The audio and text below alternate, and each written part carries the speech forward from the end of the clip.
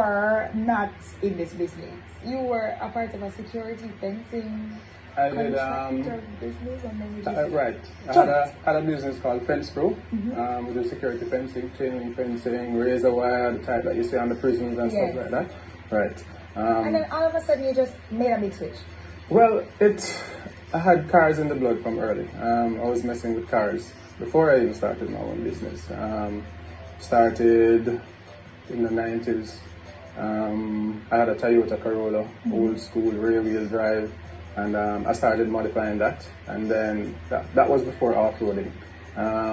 Got a Samurai, set that up. Actually, I was introduced to off-roading by a friend of mine by the name of Wayne Reynolds. He used to do excursions like up into the mountains. I got introduced to that, and then I just took it from there. Then I transformed from there. Okay, so what's the biggest transformation on a vehicle you've ever done?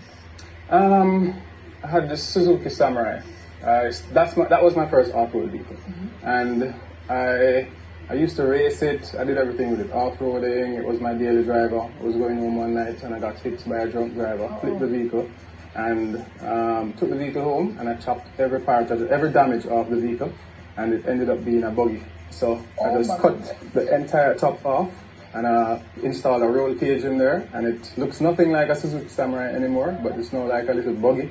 Okay. And I race, I do rallies, I do drag racing, off-roading, everything with that vehicle. Fantastic. Something to see. So you've just made it completely your own. Nobody has one of that.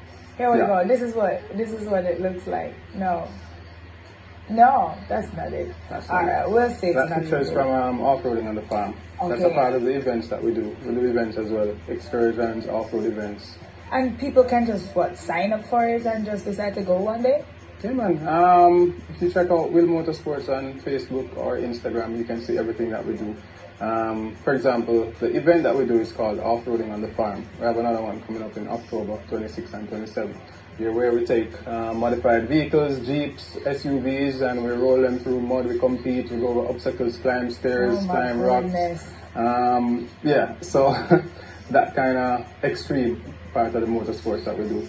Do you think that Jamaica has a market for this going forward? Do you think more people will become interested in it? What's the future like for extreme motorsports in Jamaica? Yes, especially off-roading.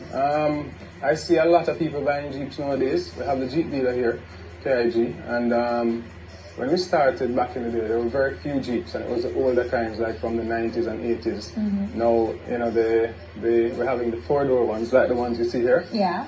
These are already available. They have car marts bringing them in, the dealer bringing them in, and people are using them for daily driving. I mean, we have very bad roads, so when you have big tires and good suspension, it really works out. And I think the off-road aspect of motorsports is getting, it's getting there. A lot more people getting interested, and the events that we do, we have a lot of social media presence, so we kind of, people warm up to what we do. And this is, as my friend Nick would say, we're the Jamaican rednecks. Aye. So we're doing the mudding and that kind of stuff. So let's get it right. You don't have to have a vehicle to participate. We can just check Wilmotorsports. We'll have vehicles for rent. And you will have something that I can use if I don't have something that looks like this. Yes, but if you damage it, you pay for it. Boy, I would assume so.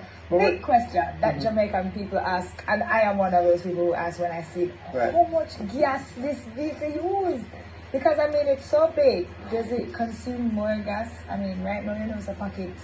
It does. You have to consider it. It does. And I mean, if you're worried about gas, then you buy a little 3-cylinder car. And, if you're passionate about motorsport, then you can't. I mean, it's expensive. But here's what I do, right? I don't smoke. I don't drink. I don't go clubbing. This is your advice. Right. So I can afford, and I get sponsors. I mean, I have people on board that work with me. I have Maxis, I have Good Life, I have Boosted, I have Alex Imports, I have lots of partners, and Bella Sense. So, because it's an expensive sport, then what I do is, you try and form partnerships.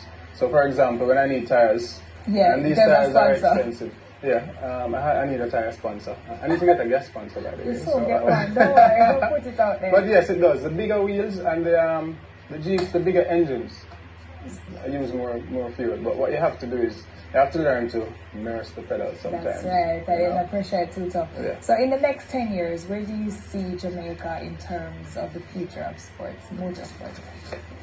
Motorsports, it's difficult because, for example, the powers that be don't find motorsports interesting at all, and we get no support.